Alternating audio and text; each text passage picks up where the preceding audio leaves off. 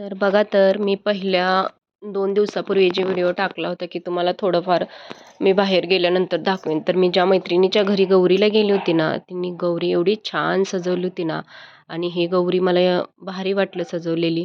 मग थोडंसं मी स्वतःचा पण व्हिडिओ त्याच्यामध्ये हे केला. नंतर ना मग आम्ही जरासं इकडं-तिकडं हे करून माझ्या थोड्याशा मैत्रिणीसंग पण थोडासा व्हिडिओ काढला आणि सगळ्याजणी आम्ही एकत्र येऊन का नाही, असं ओडिसामध्ये जेवढ्या आम्ही आहोत, महाराष्ट्रातल्या जेवढ्या गोळा होऊन एकदम सगळ्यात जण असा मस्तपैकी खेळ चालू करतो. गौरीचा 1च वर्ष एवढा आम्हाला असतो या, आणि वर्षातून एकदा आम्ही असं ही सण साजरा करतो इथं. ब भारी वाटतं असं सगळ्यांसंग हे करायला. नंतर मग असं झिम्मा खेळायचा, की फुगडी खेळायची.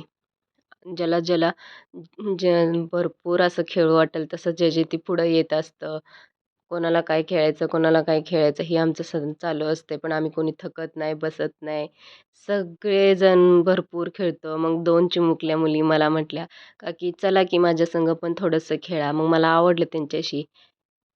सगळं मोठ्या संग तर सगळेच खेळतात, पण लहान मुलींसंग पण मला आवडतं. आम्ही भरपूर एन्जॉय करतो असा सण. आणि माझ्या मैत्रिणीही म्हटल्या, "चला प्रॅक्टिस करूया थोडंसं फर्स्ट टाईम, किती जमतंय किती नाही." नंतर ना आम्ही थोडंसं हा कळशीचा पण खेळ खेळलो. बघितलं कसा असतोय काय. नंतर फुगडीचा थोडासा खेळ खेळलो. जेवढी एनर्जी आहे तेवढी 1 दिवसात आम्ही भरपूर एनर्जी खतम केली. नंतर ना बघितलं की काटवटकाना जमतोय का?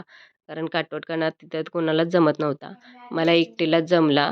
लास्टला आम्ही प्रसाद वगैरे घेतला आणि मग आम्ही सगळेजणांनी प्रसाद झाला की आम्हाला तर कार्यक्रम संपवायला 11 वाजल्या. म्हणून मग आम्ही आमच्या आमच्या घरी आलो.